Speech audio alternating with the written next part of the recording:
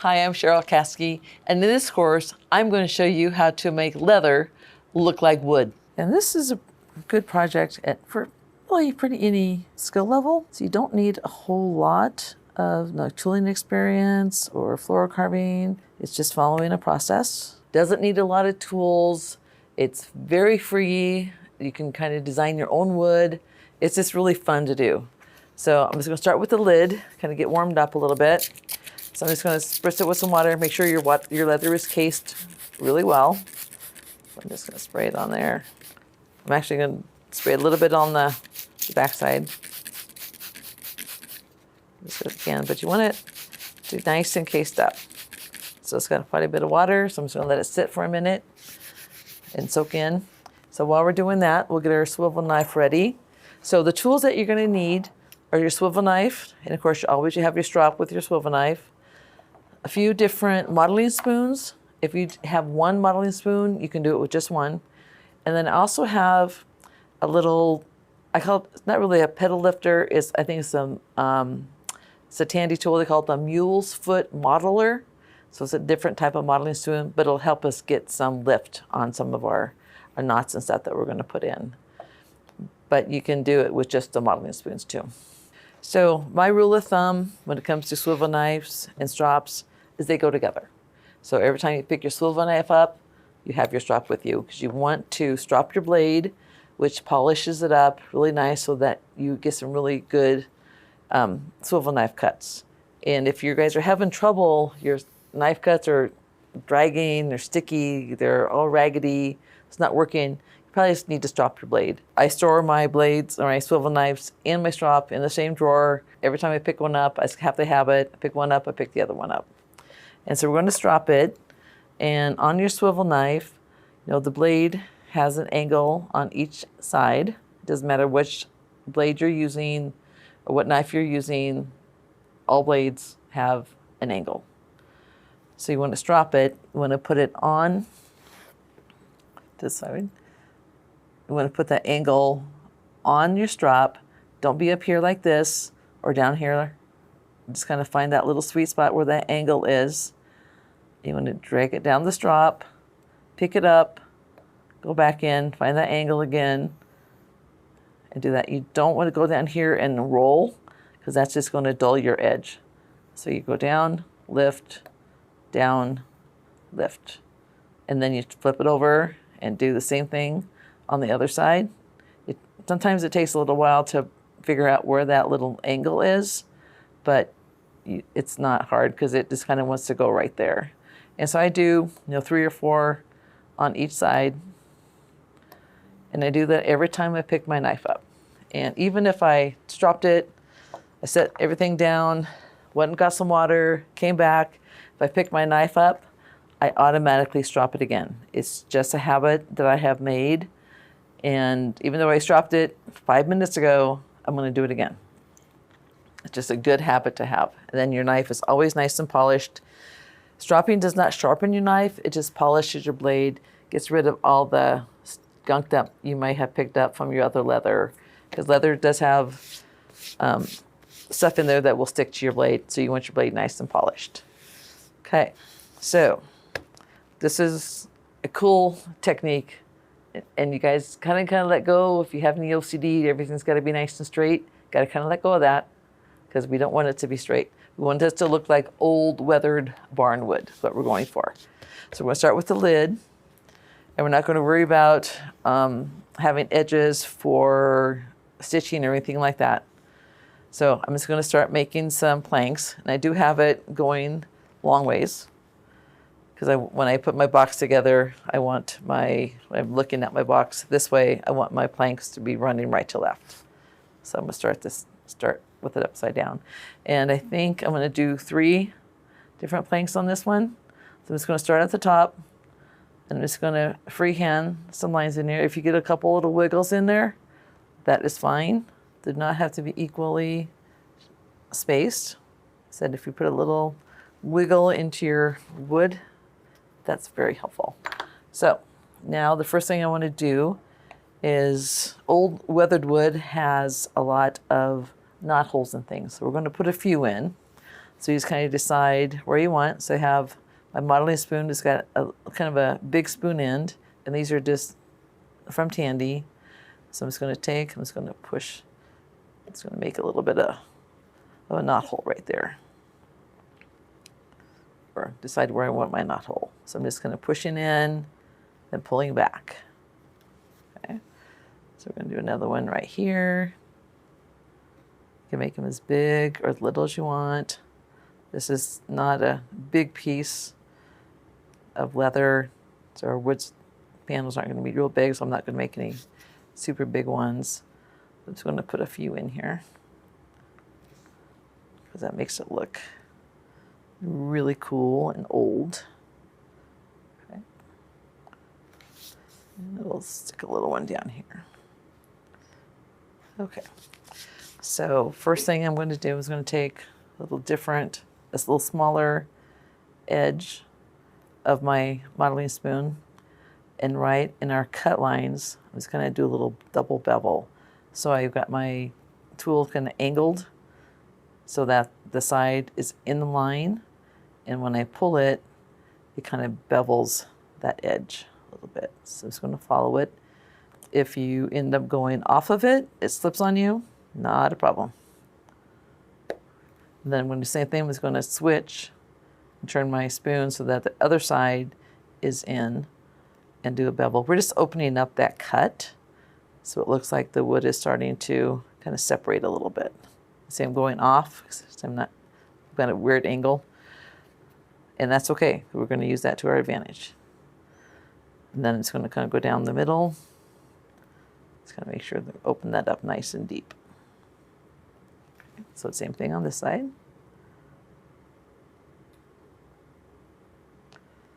So you don't want your lines really straight. Don't want them super curvy either, because wood, when they start to separate, they get a little bit of curve to them when they get dry and things, but they don't, you don't want them like serpentine, because they don't do that. So you want it to be as realistic looking as you can, but this is your wood, so you can make it look however you want. Okay.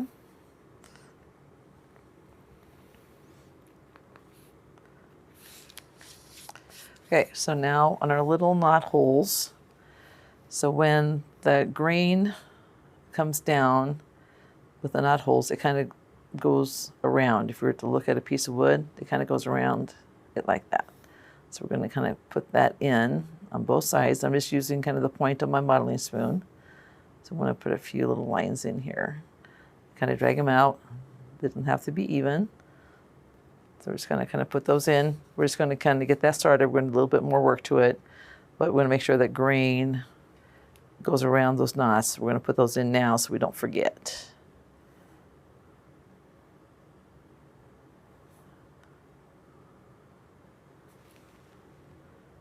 You can start them up as high or as low as you want. I'm just going to bring this down. We're going to add more to these later, but this is just getting us started. Okay, so this guy is little, so I'm not going to do too much to him. Just going to bring it around so I remember that he's there. Same thing with this one.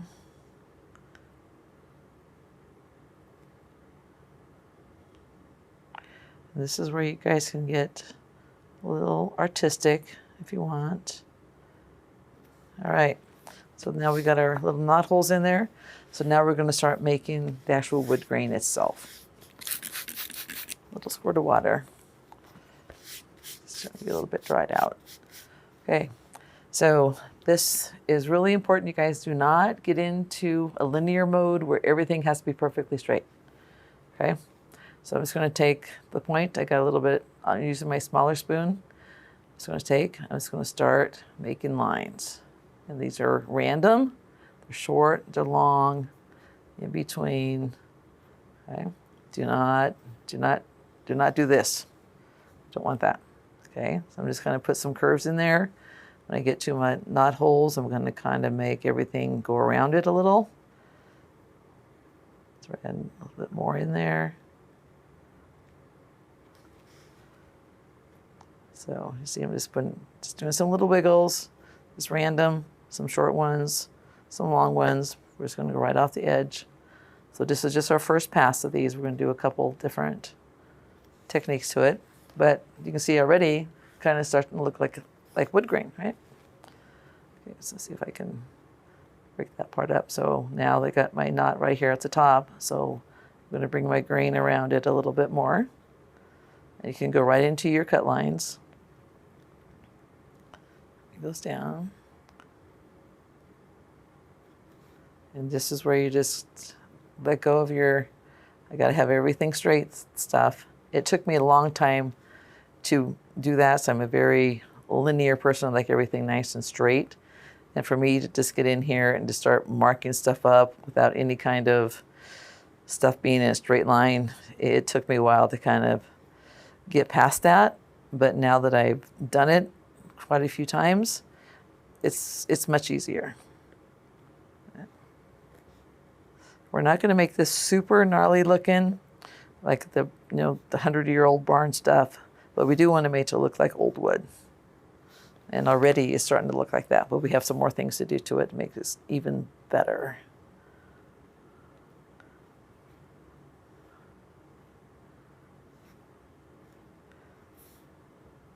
So you guys can practice this on scrap first if you want, and your lines can cross over each other.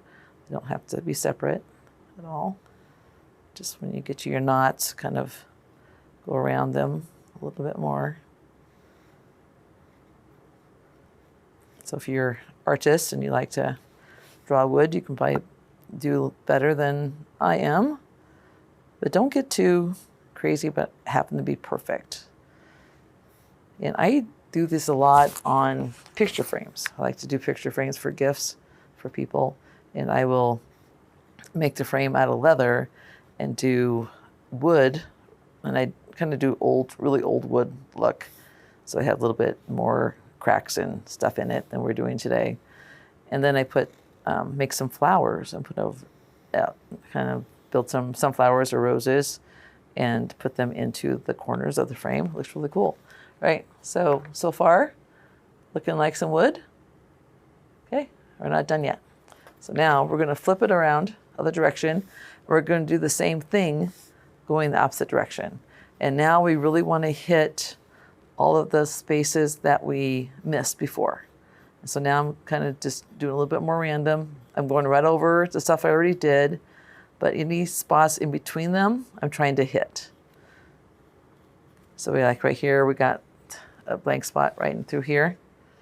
So I'm going to kind of go in there and fill those in. And it's easier to see if you turn your leather and then instead of keep going in the same direction that you were. And then really on your knots, we kind of get in there and get that around there. And you can actually make those a little bit deeper around it. And then you actually kind of get in there a little bit more. But this kind of fills it in. I think it's easier to see and kind of gets everything going in different, more than one direction. You can go back up if you want to, and just put in as many as you want. You want it to fill it in pretty well, because you don't want your wood to be really naked. This is old oak or something. So right here around this knot, I'm just making them a little bit deeper so that it stands out a little bit more. Okay, look how cool that looks. And you can kind of see the difference. This is the one we went over, is the first one we did. This is the one we went over, so you can see how much it filled that in, makes it look a little bit better. But we're not done yet.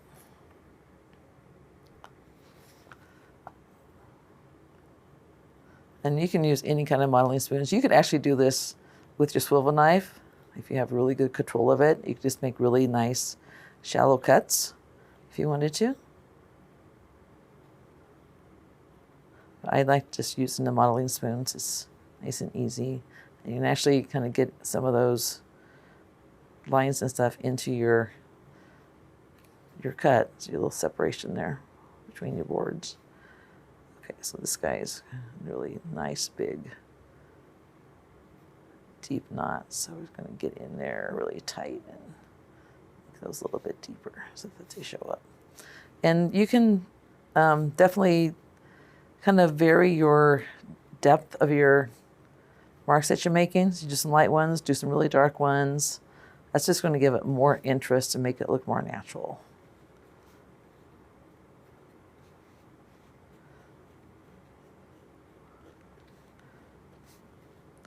But you can definitely cross over the lines you made before.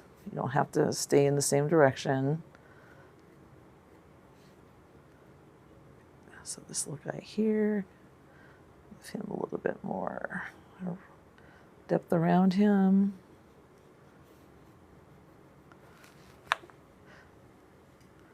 Fill in a little bit. That looks really cool. I think it looks neat. I love doing this part.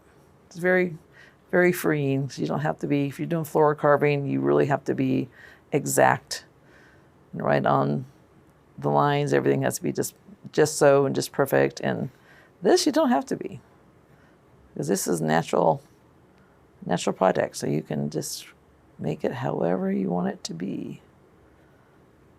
There's a lot of freedom. I'm just going to run up to the edge.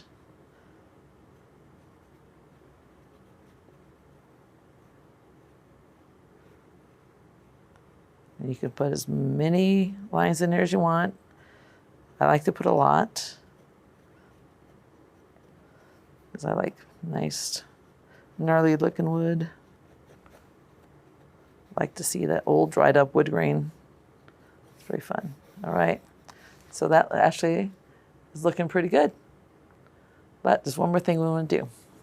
So we're going to take our little mule's foot here, and where our knot holes are, I'm just going to reach in there.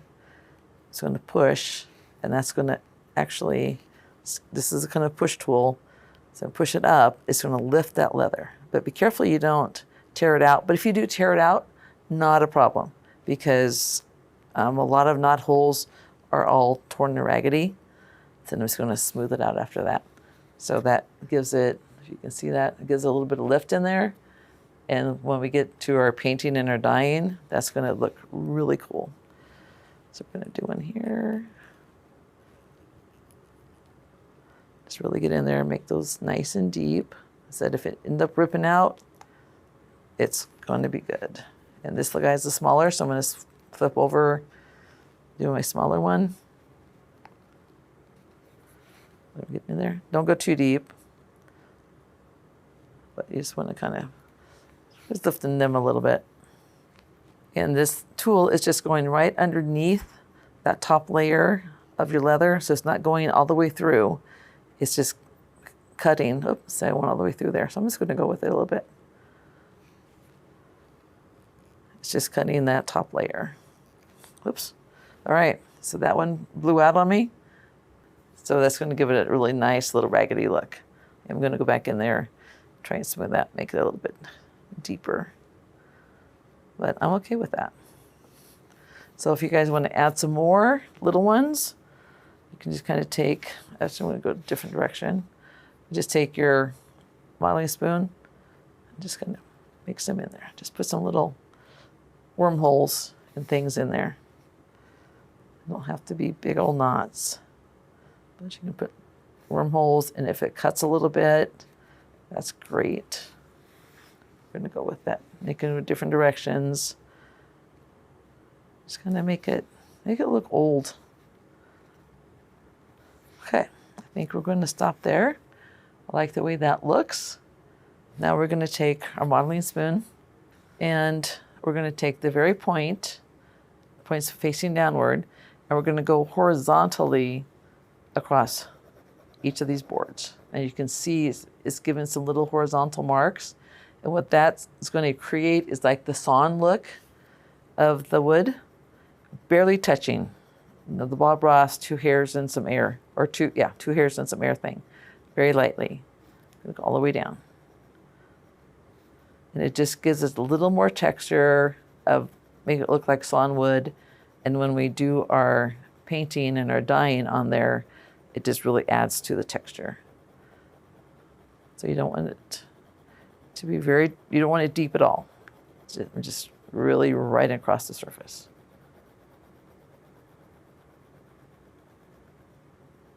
Even across those guys.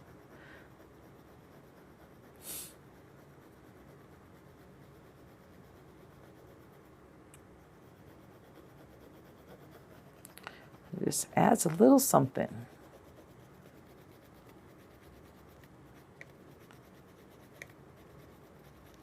Okay, so I'm gonna stop here while we're quite done.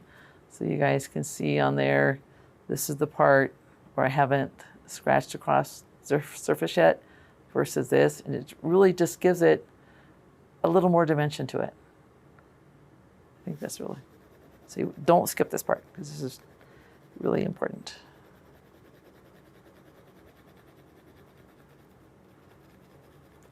Okay. See some more spots I want to put some more in. But if you want to do, right now, if you see any other spots, just go back through and put them in. But I think I want to call our lid done. I like the way it looks. So I think we're going to stop right there. And now we're going to work on the box part.